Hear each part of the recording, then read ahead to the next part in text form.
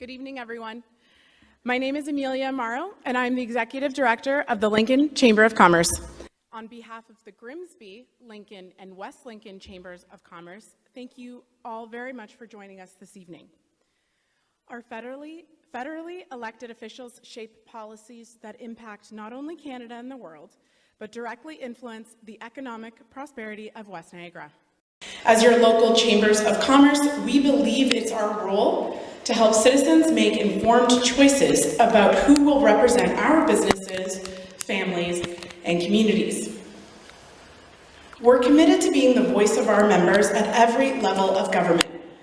That means identifying key issues, connecting members with government resources, and building strong relationships with municipal, provincial, and federal representatives. I'd like to take a moment to remind everyone here tonight and everyone watching at home that the Chamber of Commerce is not government funded. We are a not-profit, member-driven, and powered entirely by the businesses right here in this community. These are the businesses that fund the staff who plan and host events like this one. These are the people who volunteer their time, their energy, and resources to keep our community informed and connected. So I encourage you to visit their shops, use their services, and support them however you can. And above all, I ask that we treat each other with respect, including the volunteers and staff who make events like this possible, and also with kindness and respect. We're proud to host tonight's Federal All Candidates Night as part of our commitment to civic engagement. Running for office is no small task, and we sincerely thank each candidate for stepping up to serve our community.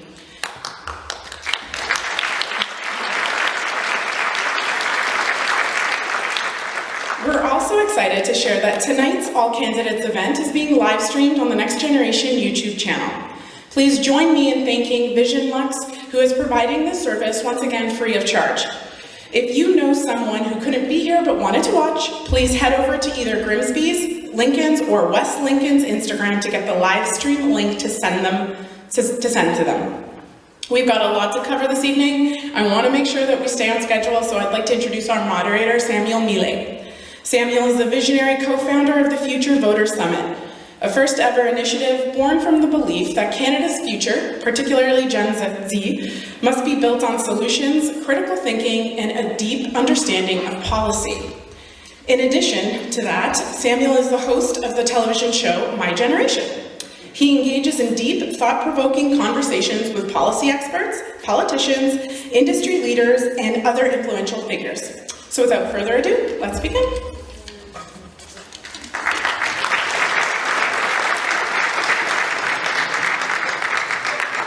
Save the applause for the candidates, that's why you're here tonight, but I cannot tell you how excited I am to be here. I eat this stuff up, I love it, I live and I breathe it, and I'm sure all of you do, and you're all eager to see what these lovely candidates have to say for us. Just as much as they're excited, so am I, so we'll kick things off tonight so we can stay on schedule, get your questions asked, and make sure that we make everybody's voices heard. So, with that being said, I'd like to introduce the candidates that have joined us. First off, we have Dean Allison, Progressive Conservative Party of Canada. We have Dave Bilsma, Christian Heritage Party of Canada. And we have Jennifer Korstanji, Liberal Party of Canada. Invitations were also extended to all registered candidates, including Justin Abando, New Democratic Party of Canada, and Ryan Anderson, People's Party of Canada, who either did not respond in time or did not respond at all. Now, of course, what is a good little debate without some ground rules, of which I have to go over? First off, candidates are requested to be respectful, of course, and courteous of one another. This forum is being provided by the West Niagara Chambers of Commerce for the benefit of all of you in our community. We very much appreciate your willingness to come here tonight. Audience members are similarly asked, no call-outs or any yelling or any interruptions, please. If you want to submit a question for consideration, which I encourage you do, please do so by visiting the submission table right at the back. Now, I do have to make it very clear, until candidate introductions are over, which we complete around 7:15, you have till submission. Please keep any applause as well to a minimum, as we have a tight agenda. We want to hear from as much of these candidates as possible. Now, at the conclusion of the debate, we have asked all the candidates to be available at the back. So feel free to spark a conversation with them or dig a little deeper into something that they discussed.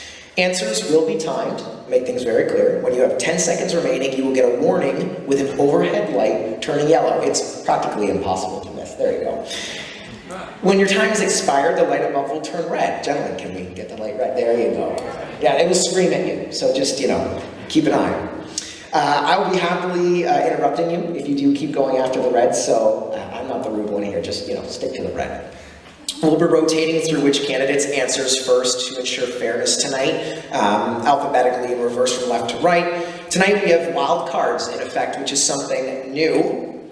Now, wild cards, I have them here, strictly saying wild cards, you can't miss them. And basically what the wild card is a candidate will either be able to promote a rebuttal or extend 30 seconds onto their own speaking time. The rebuttal is 30 seconds, the additional speaking time is 30 seconds as well. You will have the ability to use the wild cards between rounds 2 and 5. 2 and 5, that's it, that's all. And if you don't get to use them, then you don't get to use them. If a candidate wishes to use a wild card, you just simply hold it up. Only one wild card can be used per question, so please no stacking of any wild cards. It seems like a decent strategy. Wildcard time limits will be enforced by myself and the timekeeper as well. And once used, a wild card can be placed onto the discard area. You can even just flip it over and put it to the left side, okay? Now, we've got the ground rules out of the way, so we'll kick things off. And like any good debate, we start with an introduction of each individual. So, alphabetically by last name from left to right, each candidate, you'll be given 45 seconds to give you or hers opening remarks. As indicated, you will be given a 10-second warning, and at a 45 seconds, I will call and you will be asked to stop. So you have 45 seconds to give your opener, okay? We'll start with Dean Allison. Dean, why don't you take it away? Thanks to the West Niagara Chambers for hosting this all-candidates debate tonight.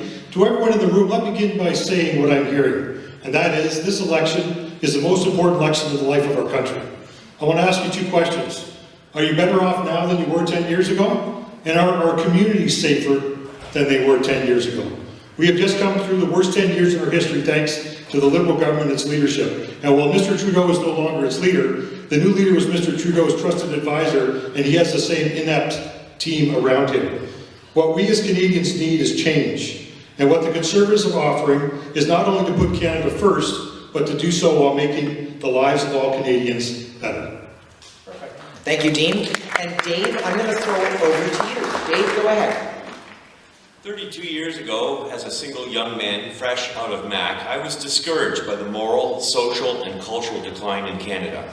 I found a fledgling CHP, and the focus of the policies and principles resonated with me. Pro-family, pro-life, smaller government, and free market. I threw my hat into the ring.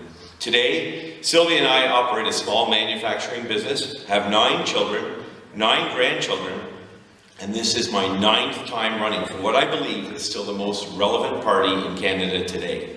The CHP upholds the preamble of our nation's constitution, which states that Canada was founded on principles that recognize the supremacy of God and the rule of law. Families are under attack. Strong families equal a strong nation. Thank you. Thank you, Dave. And Jennifer. Many are calling one of the most important elections in our nation's history. This election is about more than party lines. It's about our shared vision for Canada's future. It's about how we confront the challenges ahead and how we strengthen our country for generations to come. There's a lot of talk about the need for change, and I won't argue with that. As a lifelong resident of Grimsby and an elected councillor, I see firsthand how badly Niagara West needs new energy, new ideas, and a new approach. For me, public service is personal. I've spent over a decade of advocating for people with disabilities as a Special Olympics coach, a nonprofit founder, and a voice at the municipal table. I bring that same passion and diligence to every decision I make. I do the work, I do the research, I ask the hard questions because our community deserves nothing less. Thank you, Jennifer. Okay. Now the question submission window has officially closed. So with that being said, we're going to kick off our rapid fire rounds of questioning. Now, let me reiterate here. Each candidate will have 30 seconds to respond to each question. Wild cards may now be used. Again, answers will be timed, and when you have 10 seconds remaining, you will get a warning with the yellow overhead light. And when your time has expired, a red light will appear overhead. Now, please take note that each candidate will be asked the same question. So candidates, please take note of the question. Again, your cooperation is appreciated. Okay? I'll start with the first question, which we're going to throw over to Dave. What are your party's plans to stimulate economic growth in Canada and better leverage our country's natural and domestic resources for global markets? Dave, your time starts now. Thank you very much. Well, obviously, we've been selling our natural resources to all the countries of the world without developing them ourselves. Do you know that today aluminum is exported into America and it's brought to us back as beer cans? We do not even develop our own beer cans. Just a small example of how we have failed to develop our own resources and our own manufacturing, and that needs to change and be stimulated in our own country on this side of the border. Thank you very much. Perfect. And then we're going to throw it over to Jennifer. Jennifer, go ahead. Thank you. So we plan a new trade diversification corridor. This will build the infrastructure to help get our trade across from province to province. We're putting money into our ports, so we are able to export out to other countries. We are also putting money into the housing industry, so we will create thousands of jobs, building homes with Canadian lumber, with Canadian workforce. We are putting money into the auto sector so that we can create jobs. Thank you, Jennifer. And Dean. Wild card for Dean. Dean, go ahead. Thank you very much. Now, what we've said we'll do is build a national energy corridor to make sure that we get our resources to market. We need to build pipelines, we need to develop our LNG, and we need to help our manufacturers, and that means by diversifying our markets. We've got one market for oil and gas right now, and that's the United States. We have many countries. We have actually had 9 countries, 9, count them, 9, come and ask for our LNG, and we said, there's not a case. We sell our LNG to the US for $4 per thermal unit. In Europe right now, that price is over $15. So I don't know how you can say there's not a case to be made. And so what we need to do is we need to get our resources to market. We need to build pipelines so they can get there. And as Dave said, we're selling our oil at a discount because they're our only person buying it. 30% discount in some cases. So if you think of that, we need to do a better job of producing, refining, and getting our resources to market right here in Canada. Thank you, Dean. All right. And I will say, I know everybody appreciates the lovely responses, but like I said, if you can keep the applause to a minimum, I would appreciate it. Okay, we're going to kick off our second question here to Jennifer. Jennifer, what is your position on immigration, particularly in addressing labor and talent shortages, while also balancing concerns about economic uncertainty and affordable housing? Go ahead. Okay, so I am the daughter of an immigrant. Our entire region was built off Dutch immigrants after the Second World War, who brought the greenhouses, and this is why we have the economy we do with the greenhouses. I think that with our aging population, we are going to need a workforce, especially to pay into the CPP. So immigration is good, but we've already capped it, and because of the stresses on the housing crisis and stuff like that. Thank you, Jennifer. All right, and Dean, we're going to throw the second question over to you. Go ahead. Thank you. We used to bring in around 500,000 immigrants a year and various things, and the system works. The last number of years it hasn't worked, and the reason has been people have been taking advantage of the system. We have people that say they're coming to go to school, and they indicate to immigration that they are, and then they actually never actually show up at the school. So there's a number of things that we need to do to make sure that we're matching the economic needs. Employers need people. There's a family reunification program that's also in place, and I think these are some things that we can do a better job on. Thank you, Dean. And Dave, go ahead. Your time starts now. The solution to our current housing crisis can be solely addressed by reducing the strain that current immigration levels have put on the demand for homes. Leave it to short-sighted government policy to turn something that was a benefit to the growth of our nation into a disaster for our own young people trying to buy their first homes. The CHP would also eliminate the foreign purchases of homes and farmland that artificially create demand for investment purposes. Thank you. All right, Dave, thank you. And we're going to kick off onto our third question here. Pretty timely. Canada's GDP is 2.2 trillion in comparison to the United States being 27.4 trillion. With that in mind, are retaliatory tariffs the best option in the current trade war, or are there better alternatives? And to kick things off, we're going to start things with Dean. Dean, your time starts now.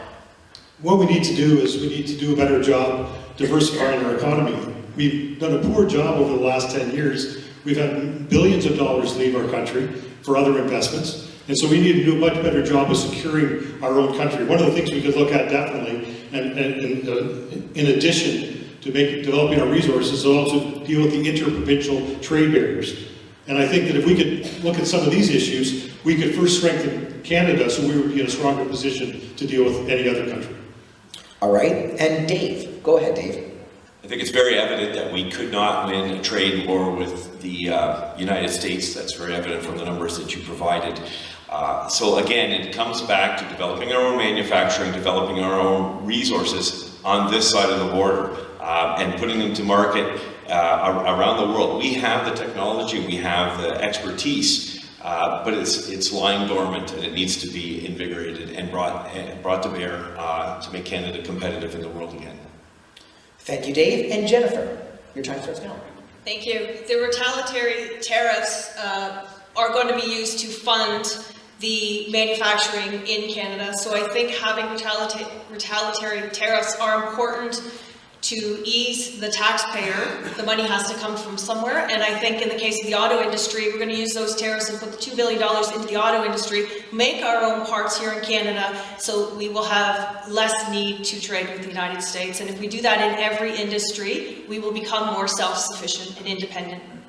All right, and that wraps up round 2. Now, we have something called our community questions round. So, let me go over a couple of the ideas here.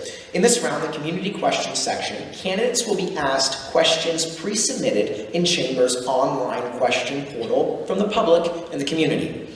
Candidates will draw a question from the container and hand the question to Amelia. I have Amelia helping me out here. I will put the questions, Amelia will put the questions back in the container and, of course, shake up the content. Amelia will bring the question to me after you select the question. I will read it out, I will put it back into the jar, and then you guys' time will start then, okay? Candidates, you will get 45 seconds to answer, and then the next candidate will draw a question. Again, wild cards may be used in this round to either rebuttal for 30 seconds, or you may be able to add 30 seconds to your response. Now, the first candidate to draw an answer, a question is Jennifer Christangi. Go ahead.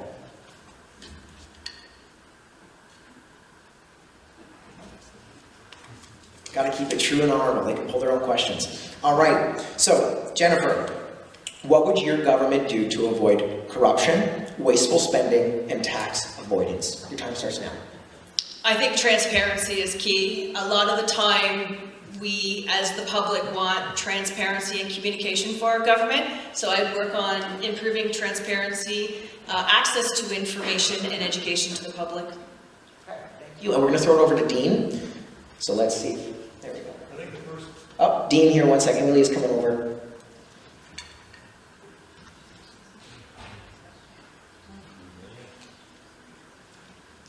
Wonderful. Okay, here we go. It has been suggested that funding to the municipalities be based on their ability to boost housing statistics. Is this something your party would support? And if so, how will you address the possibility that municipalities would increase development charges or taxes to replace the lack of funding? Go ahead, Dave.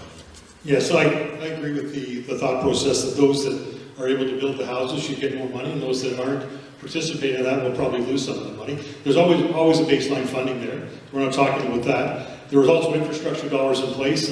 Over the number of years that I've been elected, we've worked with the formula of a third of the municipality, a third for the provinces, and a third for the feds. I think that's a good model. I think we should make more of that available to small towns, because quite frankly, our riding with the number of towns we have, can't quite afford all the money that's required in a big infrastructure project, especially with towns with lots of roads and bridges and things like that. But I think we should reward, if we want more housing, we need to reward that. All right, and of course, Dave. We'll throw it over to Dave to pull the question out of the jar.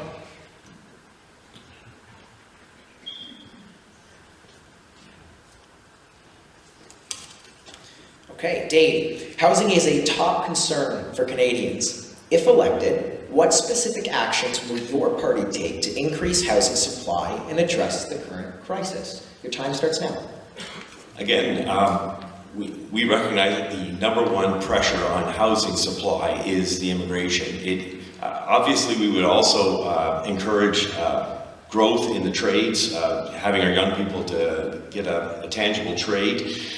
But even that is short-sighted in the sense that if we address the immigration issue, we would be able to have sufficient trades in this country to build the houses that our country needs. And so really at the core of it is the aggressive immigration policies, which, as I said before, turned a good thing into a challenge for our nation.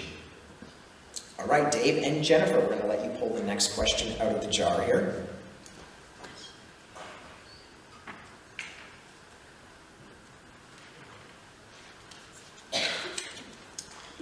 All right, same question here. It has been suggested that funding to the municipalities be based on their ability to boost housing statistics. Is this something your party would support? And if so, how will you address the possibility that municipalities would increase development charges or taxes to replace funding? Your time starts now. I think that incentivizing developers to build with affordable housing units is the way to go. I don't think that punishing municipalities for what they can't build or haven't built is a great idea. I think a lot of municipalities want affordable housing. We need affordable housing, but our developers need the incentive to build it, and this is exactly what we're seeing in Grimsby coming forward. We're going to see about 40 units of affordable housing that are on the proposal right now. And that's because of incentivization to develop for the developers. Okay, and Dean, we're going to let you pull another question out of the jar.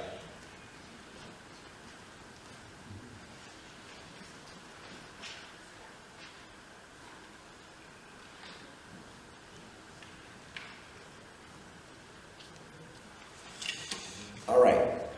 Dean, do you support changes to Canada's current tax structure to reduce wealth inequality? And if so, what specific measures would you propose? Time starts now. I certainly propose changes to the tax structure. I think people are overtaxed right now. I think we pay far too much in taxes. I think we have very few incentives for small businesses to reinvest their funds. One of the things we said we'd do is do a deferred tax on our capital gains so people can reinvest money. We need to continue to create jobs. It's small and medium enterprises that create jobs. We need to make sure we reduce red tape. We need to make sure that we cut the carbon tax, both the consumer and the industrial carbon tax, because people pay too much money. And we need to make sure that we are able to be competitive. And the way we do that is by making sure we have a less tax burden on individuals. And we've said we'll reduce the tax burden on seniors, on individuals. Okay, all right, and it looks like we have a wild card? All right, perfect. You can just flip it over there, Dave. After 40 years of mismanaging taxes, we have left the debt at $1.2 trillion, or so large that we pay $125 million in interest every day. The CHP proposes the abolition of federal income tax and replace it with a well-defined national sales tax called the fair tax. It's a defined term. Canadians could control how much tax they pay by how they purchase, and it increases savings and makes people much more independent. Thank you. Okay, thank you, Dave. Now, Dave, we're going to let you pull a question out of the jar here. Oh, you're getting to that.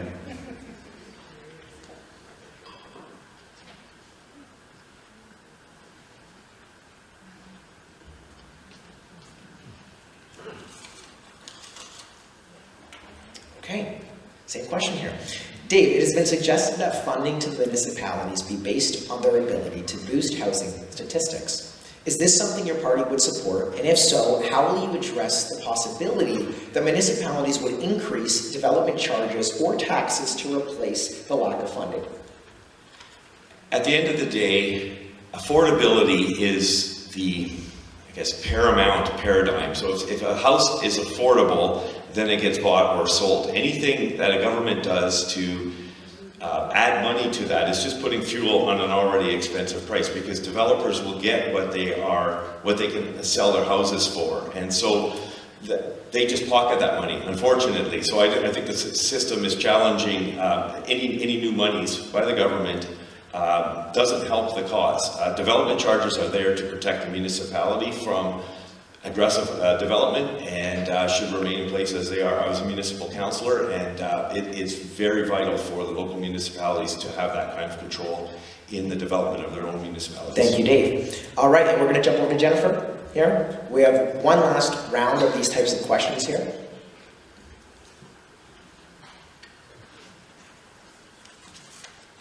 Okay, all right, Jennifer, what would your government do to avoid corruption, wasteful spending, and tax avoidance? Were you asked that question? Like, Okay, here.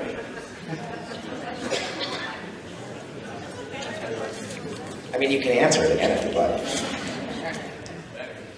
This is how we keep it nonpartisan, right? Okay, Jennifer, what is your plan to help small businesses thrive in our region? Your time starts now.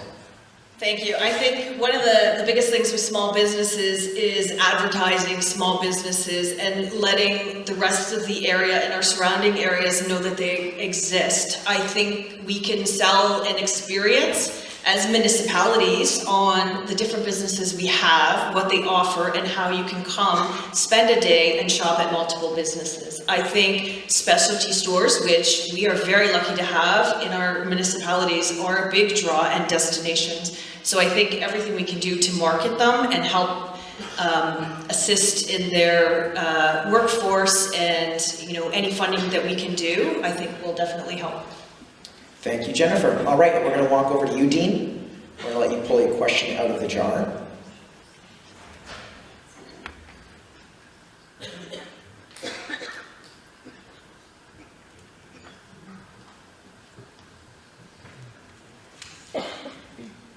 All right, okay. Dean, what is your plan to help small businesses thrive in our region? So what are the chances of that? Did you already answer that question? No, then Dean, go ahead. Yep, no problem. What is your plan to help small businesses thrive in our region? Sure. Thanks for the question. So as I mentioned before, and I think it's important to mention that the deferring of capital gains is going to supercharge industry around this country.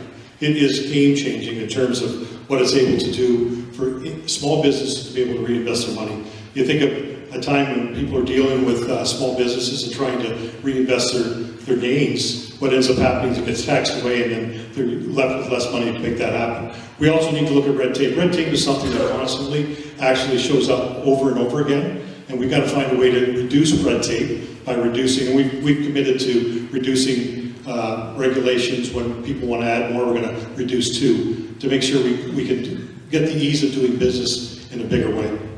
Okay, and we're going to walk over to you, Dave, for the final question in this round.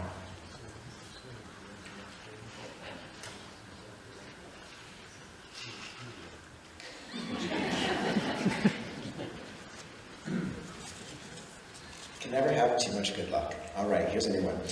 Dave, do you support the federal carbon tax as it stands? And how would your government ensure both environmental responsibility and affordability for Canadian families and businesses? Your time starts now. So the CHP believes that carbon dioxide is essential for life and is not a pollutant that needs to be taxed. It is held in equilibrium between plants and humans, and taxing it is as ridiculous as taxing air. This tax has to end. I understand that the government has overspent every year, and the debt is currently at $1.3 trillion. But carbon tax is not the way to correct your error.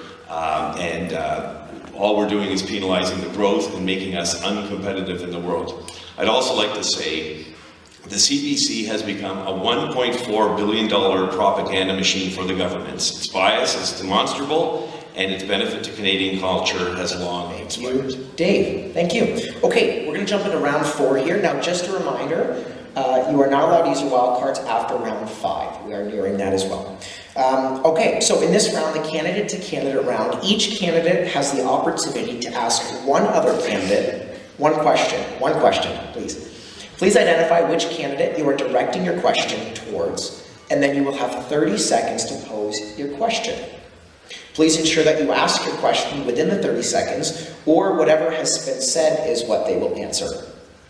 Candidate to whom the question is directed to will have 45 seconds to respond.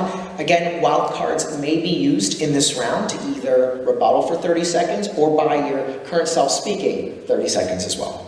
Answers will be timed, and when you're at 10 seconds, you'll see a yellow light, and when time is up, you'll have a red light, and I will interrupt you. Okay, so with that being said, Dean, we're going to kick things off with you. Who would you like to ask your question to, and then your 30 seconds begins. Thanks. I'd like to ask Jennifer. We've had recently, Harmony Jewelers has been broken into, actually armed robbery twice within a couple of weeks. We've seen a home invasion in Grimsby Beach and down in Winston. We've never seen these kind of things before. The Violent Crime Severity Index in Niagara is at the highest it's ever been since they started tracking these things in 2009. And armed person calls, so with weapons involved, has increased from 330 to just under 1,000. How will your government fix this? And Jennifer, you will have 45 seconds to respond, starting now.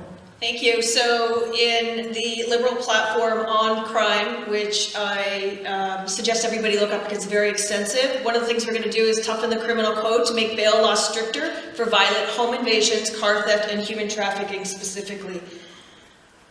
For repeat offenders, would now need to convince the court why they need bail instead of prosecution needing to convince that they don't.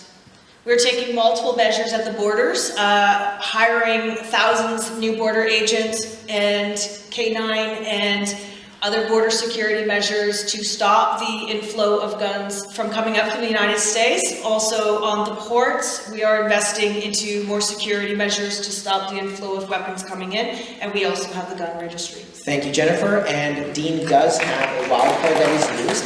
So Dean, you're going to have 30 seconds to use your wild card, starting now. Thank you. You know, the truth is, under this Liberal government, we've seen crime escalate over the last 10 years. Car thefts are up 524% since 2018. I was knocking doors in a neighborhood that had every car broken into. We see that Toronto has a 40% higher personal property crime rate than New York City, as well as Hamilton has ranked higher for property crime than New York City and Detroit. So this is still a concern, and nothing's been done about it the last 10 years. Okay, thank you, Dean. We're going to let Dave, I've got to take these last 2 in a moment, thanks guys.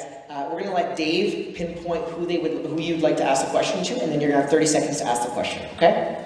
So I'd like to ask this question to the Liberal candidate, and I did let her peek.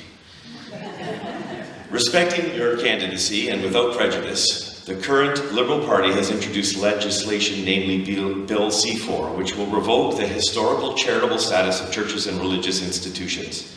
A Cardis study has shown a 15 times multiplier in benefit to the community through the soup kitchens and welfare provided by faith groups. If elected, would you oppose this change to religious charities? And if you are not elected, would you pass this concern to your party leadership? All right, Jennifer, your 45 seconds starts now. Thank you, and thank you, Dave, for being so gracious to me. I would have to do more research on this. I don't like to make uninformed decisions. I can say that I have worked a lot with Trinity United Church in Grimsby, and I do realize their social action committee and their congregation do a lot of charitable work. And so much so, I would say that they would qualify as a charity. And I mean, that's one church that I know. I would like to consult with multiple churches and see what charitable work they actually are doing and how much they're doing before I could make a decision on that. All right, and we're going to give it back to Dave. Dave, you have 30 seconds. You were using your second wild card, it looks like. Yep, second wild card. Your time starts now. And thank you. I'd like to just talk about a few other subjects that probably won't make the slate for tonight. The CHP agrees with our NATO obligations that 2% of our national GDP should be spent on defense. Our veterans should also be treated with gratitude and respect and not encouraged to end their lives using MAID or medical assisted in dying. Parents are the primary caregivers and educators of their children. Children are not the property of the state. and all Canadians deserve equal treatment under the law, especially important for those who disagree with recent government. Thank you, Dave. Thanks. Okay, and we're going to throw it over to Jennifer. Jennifer, who would you like to ask your question to? And you'll have 30 seconds to ask your question. Your time starts now. Thank you. I'd like to ask to Dean Allison. And I'd like to ask, Mr. Allison, do you support the proposed NIMBY fine for a municipality that doesn't hit annual 15% growth target? Okay, and Dean, your time starts now. Absolutely.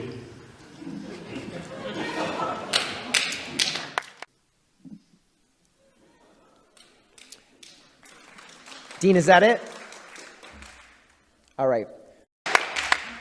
All right. We're going to jump over to our fifth round here. Okay. So, fifth round audience challenge. We're going to move on to questions submitted by our audience this evening. A reminder, if your question does not get asked, you will have the opportunity to speak to the candidate outside after the debate is over. Now, again, we'll try to get everyone's question in to the candidate, however, we only have so much time.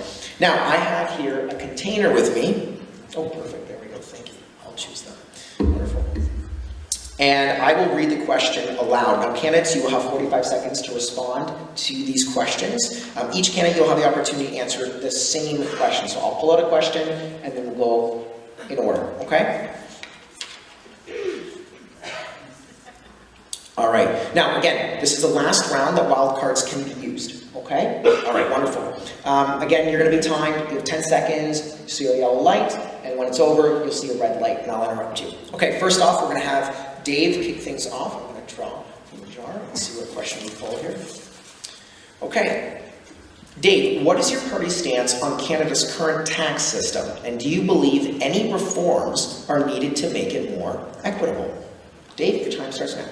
So as I've already mentioned, that the CHP proposes an abolition of our income tax status, or income tax collecting system, and replace it with a fair tax, which is a defined national sales tax that would allow control of the taxes that people pay in the purchases that they make, and it encourages savings, and it doesn't tax private property, i.e. income. I would also say that,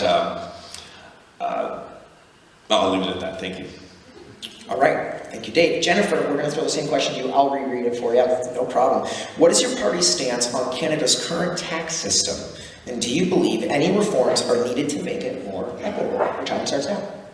Thank you. I'm always searching for equity, so I do believe that we could improve it, make it a little bit more efficient, so we could have more equity with the way that we tax people.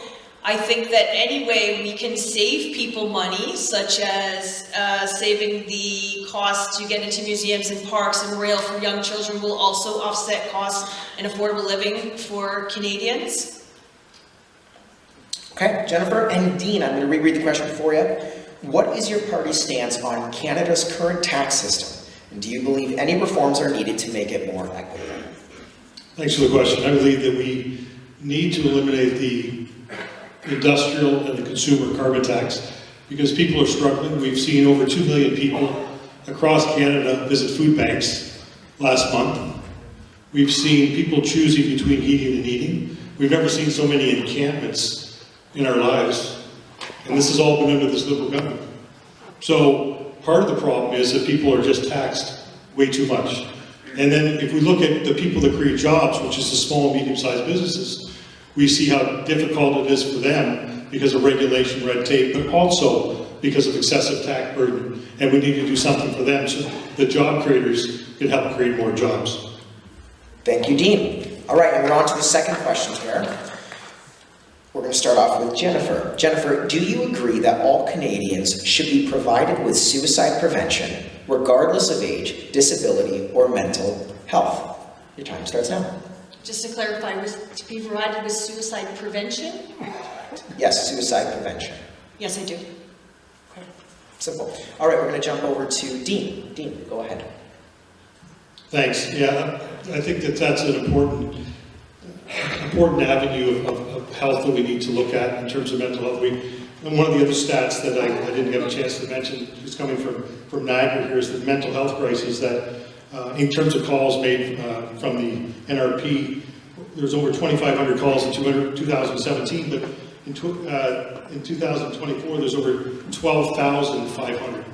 So that's a result of a number of things that are going on, the economy and a bunch of other things. But at the very least, we should be looking at how we can help people. Absolutely, we shouldn't be recommending MAID as like the first option, which has happened with this government.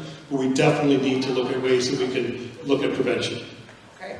And Dave, I'm going to throw over to you. I'll repeat the question. Do you agree that all Canadians should be provided with suicide prevention, regardless of age, disability, or mental health? Your time starts now. Well, it's speaking to the idea that there is a high level of despair, especially amongst our young people.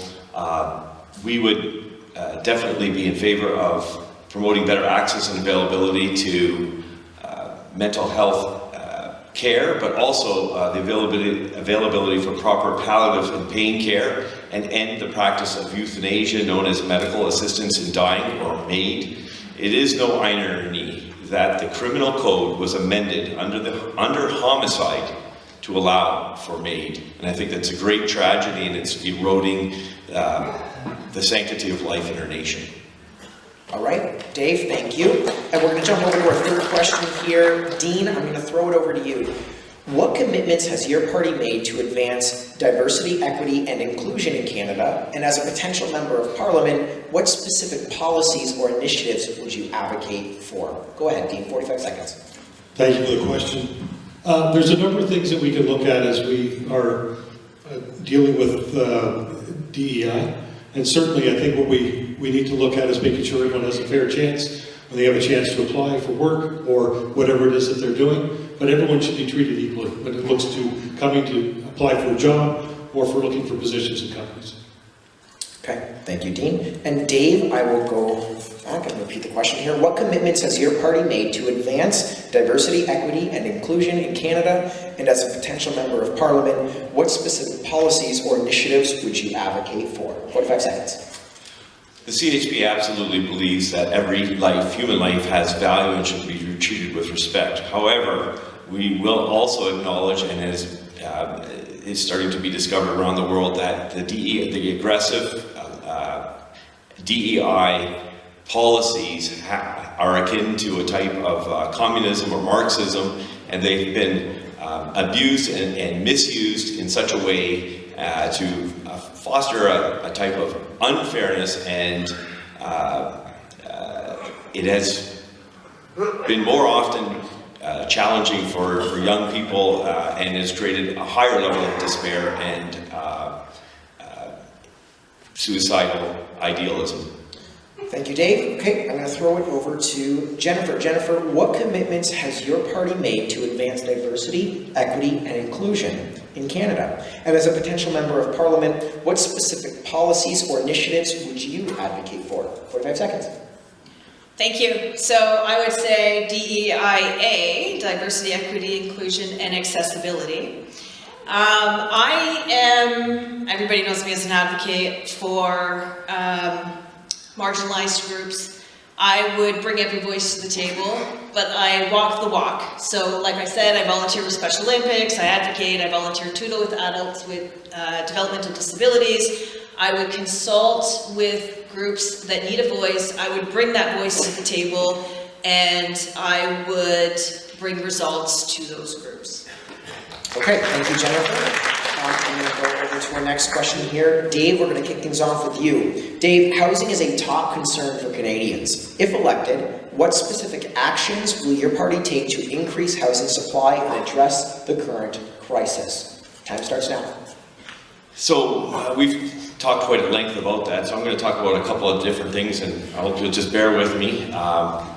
Central bank digital currencies must never become a sole reality in Canada. Privacy and freedom of our nation will succumb to Big Brother social credit systems that are currently being used by China to compel compliance. I would also say that God has created two genders, male and female. Biological gender cannot be changed by hormones or surgery. Many children have been harmed by the manipulation of those in authority using non-scientific theories towards a permanent mutilation of their bodies. Parental authority must not be usurped. All right. Jennifer, I'm going to throw the question over to you now. Here we go. Housing is a top concern for Canadians. If elected, what specific actions will your party take to increase housing supply and address the current crisis? 45 seconds. Thank you. So our party is going back to wartime housing. We are investing in modular housing, which we can build to scale. It can be fast, efficient, productive, and you can live with dignity. The other thing we are doing is giving incentives to housing developers to build rental housing with affordable components, and we will offset the cost for them. So that will provide rental housing. This will particularly help our seniors as they age. They can stay in their communities in affordable housing within the urban boundaries close to their necessities. The other thing I would do is education for tenants for rent evictions and their rights under the housing laws. Thank you, Jennifer. And Dean, I'm going to throw the question over to you. Housing is a top concern for Canadians. If elected, what specific actions will your party take to increase housing supply and address the current crisis? Go ahead, Dean. Thanks for the question. Well, we believe that individuals, not government, should be building houses. We think that we need to remove the red tape. We need to make sure that it's efficient, and that's why we realize that the municipalities play a large role in that, and that's why we would create incentives for them to get that done.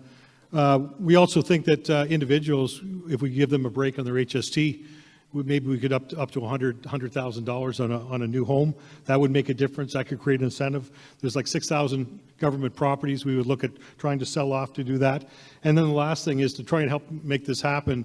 We've also committed to 350,000 spots in the trades because we do need more trades to make this happen. Okay, Dean, thank you. We're going to go over to our next question here. Jennifer, we're going to kick things off with you. Canada is paying, I apologize. Dave, I missed your wild card. Dave, go ahead, you have 30 seconds.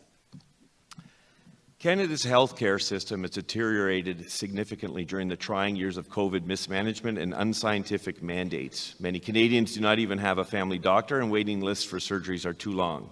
Canada needs to rehire and compensate doctors and nurses fired for refusing the experimental vaccines. Canada needs to speed up the process of certifying foreign-born doctors while maintaining high-quality standards, and more emphasis should be placed on preventative care and alternative medicine, not penalizing it. Thank you. Thank you, Dave. Thank you, Dave. Okay. We're going to jump over to our next question. I'll actually finish it this time and not miss a wild card.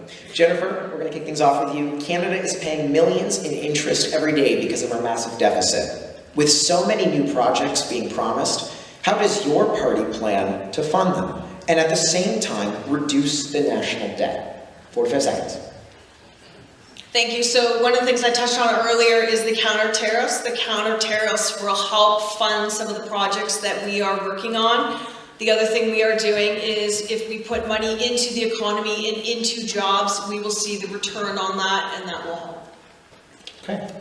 Thank you, Jennifer. All right, we're going to kick things off with Dean as our second individual. Dean, 45 seconds. I will reread the question. Canada is paying millions in interest every day because of our massive deficit. With so many new projects being promised, how does your party plan to fund them and at the same time reduce the national debt? 45 seconds. Yeah, thanks for the question. I think one of the things we need to look at is some of the waste in government. We had a $400 million green tech fund, green slush fund. That money was sent out to individuals. They actually declared themselves almost 100 conflicts of interest. Imagine that. We gave $400 million to a group of people that were nominated or appointed by Liberals, and they gave it to themselves. What a shock. I know, you guys are all surprised. I can't see your faces. We should turn up the light so I can see that. So there's a lot of waste. That's one. I could go on and on. Maybe I should use my extra wild card here because there is tons of waste in government. Every day there's waste, and we need to do a good job to make people accountable, and we can do that. If we cut the waste, we can look at waste, and we can do a better job to make sure we have money for the things we need. Dean, would you like to use your wild card? Yes, I'd like to, sure, definitely. I'll use my wild card. Thank you. So let me talk about some of the other projects. I'm going to need more than 30 seconds though. There's a climate action fund this government's given money to, and so quite frankly, what we see is $5.3 billion that has gone to countries that don't actually need the money, and quite frankly, their emissions aren't even as high as what they are here in Canada. And so when you start looking at following the money and making some accountabilities, a lot of the stuff has happened. There's all kinds of projects there that has had very poor oversight on that we need to do a better job on. Thank you, Dean. All right, and I'm going to ask the same question over to Dave. Dave, Canada is paying millions in interest every day because of our massive deficit. With so many new projects being proposed and promised, how is your party plan to fund them? And at the same time, reduce the national debt? 45 seconds starts now. So Canada's debt is 1.2 trillion. Interest on that debt is $125 million every single day. Spending money we don't have is stealing not only from our children but our grandchildren, and we'll have to pay it back. Politicians are spending money that they don't have by using this to buy votes. Just look at the current gas prices. It's a blatant bribery, and this is immoral.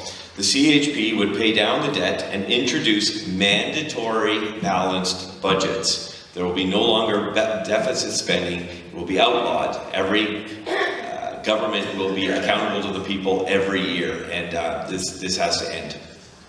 All right, and we're going to kick things off here on our sixth question with Dean. Dean, with so much economic uncertainty ahead, there is a huge concern for potential large-scale layoffs and job loss. How will your government, if elected, respond to this crisis locally to ensure displaced workers can make ends meet? Specifically, how will you protect workers aged 40 plus who have perhaps been in the same industry for 20 years or more? 45 seconds starts now. Well, I think what most people understand is that our oil and gas sector, although it happens in places like Alberta and Saskatchewan, most of the manufacturing happens here in Ontario. It doesn't happen just here in Ontario, but a large part of it. So I think by getting our oil and gas industry going, by building pipelines, by developing our natural resource or LNG, getting those to both coasts, we could spur on more innovation, more work here in Ontario, and I think that's important. We do have some struggles ahead. People have not had confidence in Canada. Our money's leaving, investment dollars are leaving, and we've got to do a better job with what we have. We are a country blessed by large natural resources. We should use them, and we should use them to benefit us because they provide great tax money for us as well. All right, we're going to go over to Dave here. Dave, with so much economic uncertainty ahead, there's a huge concern for potential large-scale layoffs and job loss. How will your government, if elected, respond to this crisis locally to ensure displaced workers can make ends meet? Specifically, how will you protect workers aged 40 plus who have perhaps been in the same industry for 20 years or more? 45 seconds. Thank you. The CHP would propose a personal income security account for every Canadian at the time they enter the workforce. Rather than pooling the employment deductions of workers, the PISA would be a self-managed fund made up of workplace deductions from both the employee and employer, vested in personal savings account of each employee. It would be available when needed, up to a certain annual threshold to compensate workers for time lost through periods of unemployment or disability, but its primary purpose would be to provide an adequate income for workers in retirement. The program would be optional for those who see its benefits and wish to take advantage of its growth and financial leverage over time. Thank you, Dave. Okay, and Jennifer, with so much economic uncertainty ahead, there's a huge concern for potential large-scale layoffs and job loss. How will your government, if elected, respond to this crisis locally to ensure displaced workers can make ends meet? Specifically, how will you protect workers aged 40 plus who have perhaps been in the same industry for 20 years or more? 45 seconds. Thank you. So one of the things we've done is eliminate the wait time on unemployment insurance. The other thing that's key for our area is the apprenticeship grants. And with the building of the modular homes, there's a facility right in Ancaster that's building them, BECC. So having the access to up to an $8,000 apprenticeship grant, this anybody can retrain and getting into a new industry that will have work for years to come and open more opportunities for them, especially 40 plus. Thank you, Jennifer. Okay, and we're going to jump over to our seventh question here with Dave kicking things off. How will your government support meaningful reconciliation with Indigenous communities, particularly in addressing clean water access, housing, and implementation of TRC calls to action? 45 seconds starts now. The First Nations people need to be treated like all the other Canadians. They need to have access to clean drinking water. We also recognize that before reconciliation there needs to be truth, and the CHP agrees with that. However, we've been duped into mass graves and unmarked burials, which has now been proven to be a hoax, overblown by sensational media to elicit an emotional response. The result has generated nearly 100 church burnings and not a single conviction. This has greatly set back the cause for reconciliation. Excuse me, that's not appropriate. No, it was that comment. I'm sorry, would you like to leave? No, I'll stick around. Okay, good. Then keep it quiet, thank you. That's not appropriate. Okay, we're going to jump over to Jennifer. Jennifer, how will your government support meaningful reconciliation with Indigenous communities, particularly in addressing clean water access, housing, and implementation of TRC calls to action? Thank you. So the first thing we need to do is educate ourselves in what the Indigenous believe the issues are and where we can help. One of the great things I did, the Grimsby Public Art Gallery, held a Truth and Reconciliation workshop, and human trafficking was talked about. So I think some of our crime precautions with human trafficking will help in that area. The other thing Liberal government is going to do is give First Nations consultation and rights as it pertains to water. The other thing we need to do is listen and learn and educate everybody in the best way we can so that everybody knows what we need to do, how we can do it, and how we can support. Thank you, Jennifer. Okay, we're going to jump over to Dean. Dean, I'm going to repeat the question for you. How will your government support meaningful reconciliation with Indigenous communities, particularly in addressing clean water access, housing, and implementation of TRC calls to action? 45 seconds. Yeah, thanks for the question. When it comes to resource development, we have not done a great job as a country, including our First Nations as partners. And quite frankly, because pipelines go through their lands and they're required to participate, or they should be able to participate, we need to include them economically. I think it's been a tremendous oversight not to include them in these resource projects. I think they should come on as partners. They should be able to participate in the wealth, and I think we should encourage First Nations to use their entrepreneurial skills. There's some First Nations out in BC that are doing a phenomenal job in terms of growth and business development, and I think we should continue to encourage them to do that. Okay. Thank you, Dean. And Jennifer, you gave us a wild card, so you have 30 seconds. Go ahead. I'd just like to touch a little bit more on the housing. I had the opportunity to attend an AMO housing symposium where we were able to listen to Indigenous groups on how they're improving housing and wraparound services. And one of the things they need for that is funding. So I think we need to help fund, but I also think that we have a lot to learn from the models that they are providing and how it works. They are doing it well with wraparound services. It's working. So I think we have a lot to learn from their housing initiatives. Thank you. Okay. All right. And that is the next question here. Okay. Starting with Jennifer. The provincial and federal governments talk about building more homes faster. How are you going to ensure that major projects, such as water treatment plants, receive sufficient funding from all levels of government to put these other projects in place? 45 seconds. Thank you. I think we need collaboration at every level of government. I think we have a disconnect and we are constantly blaming each other for the problems, and taxpayers and residents become the collateral damage in that. We need to build better partnerships, better relationships to come up with solutions that work for everybody. Thank you, Jennifer. We're going to throw it over to Dean. Dean, I'll repeat the question for you.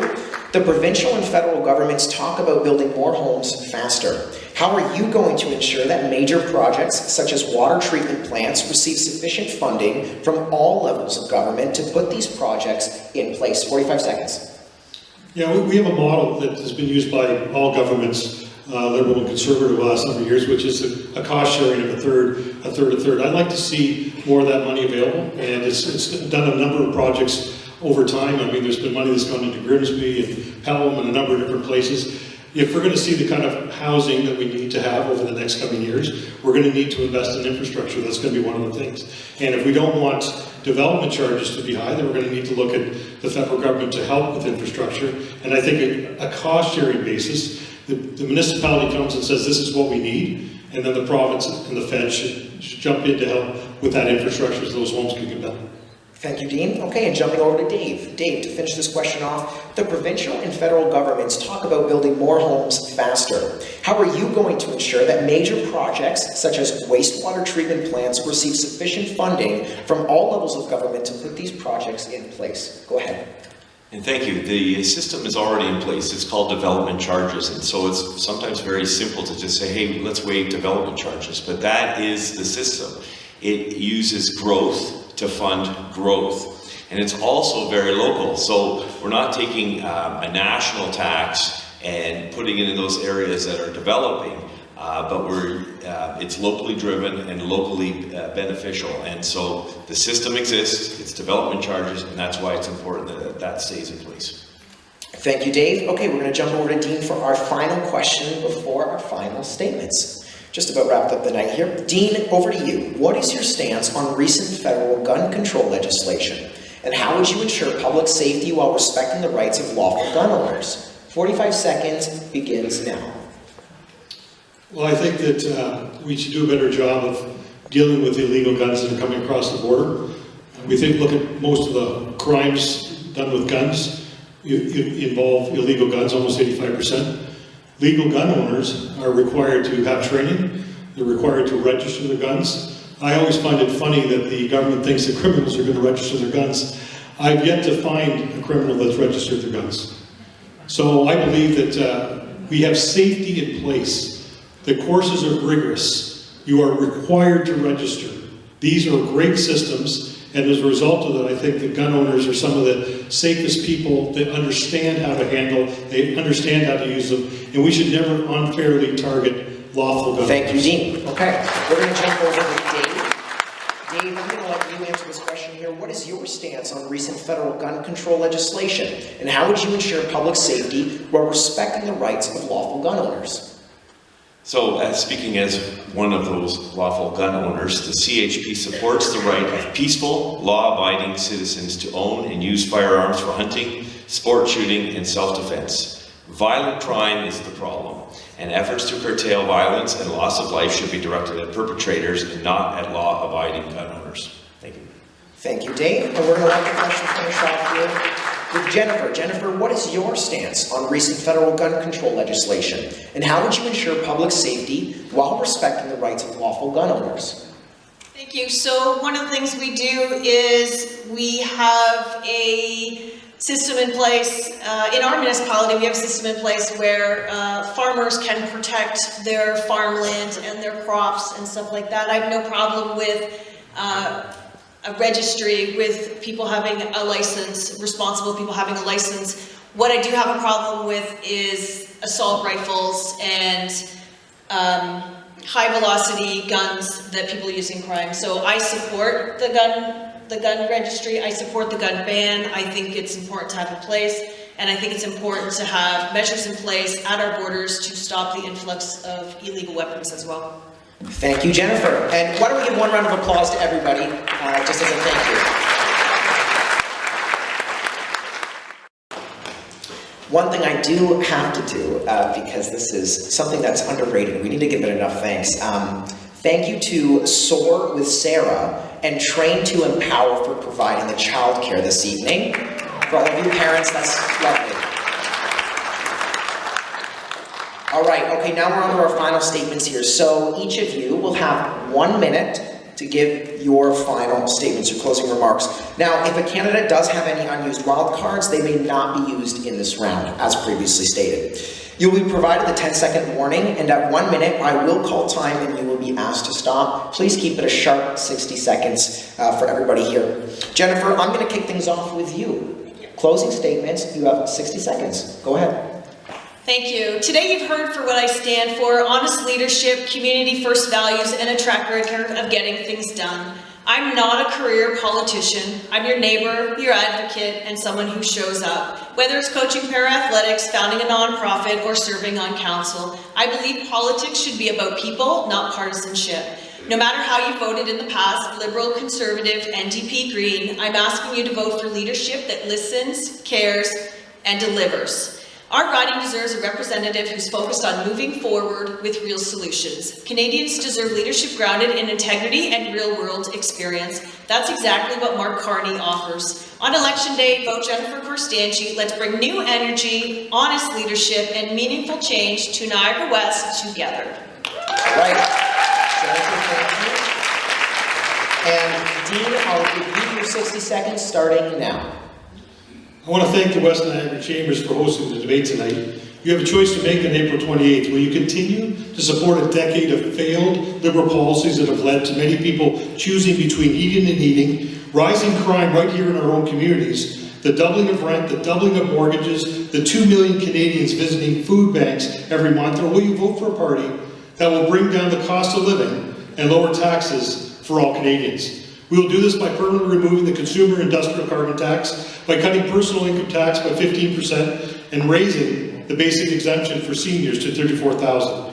We'll axe the tax on new homes. We'll fix our broken justice system, including jail, not bail, for repeat violent offenders. We'll repeal the anti-energy law and rapidly approve LNG plants, pipelines, mines, and other major projects that will make Canada an energy superpower again. It's been an honor to serve you as a Member of Parliament, and I thank you for your support over the years. On April 28th, I would like to ask for your trust and vote once again, as we have more work to do. Thank you, Dean. All right. And Dave, I'm going to give you your 60 seconds starting now. I hear the concerns that are being raised, and I believe that Canada does not only have money problems, but has moral problems. The CHP is Canada's only federal party committed to the defense of innocent human life from conception to natural death. The CHP is committed to the restoration and protection of the natural family. Human freedom is essential for life. Freedom of speech, association, religion, and conscience. Any government that impinges on these fundamental rights is tyrannical. The CHP also supports locally grown food and encourages the research into regenerative farming. These are a few of the comprehensive policies of the CHP. The rest are found at chp.ca. On April the 28th, vote for Dave Bilsma and the Christian Heritage Party. Thank you for this opportunity. Thank you, Dave. Okay. Now, one final round of applause for all the candidates for showing up. They actually didn't have to, but they came anyway, so let's give them a round of applause.